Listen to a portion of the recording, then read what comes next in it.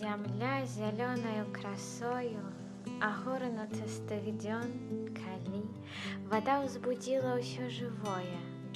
Вада не іначай кроў зямлі, яна нязмернае багацце. Хто знае, што ёй за цана?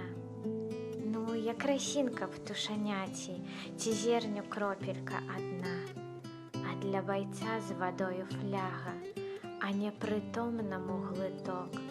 А для таго, хто чуе смагу, пустэльны мерачы пясок, вада ва ўсім ратунак першы, куды не глянеш, творыць цуд. Сцвярджаюць, не патрэбна вершам. Няўжо зусім цяжкі прысуд?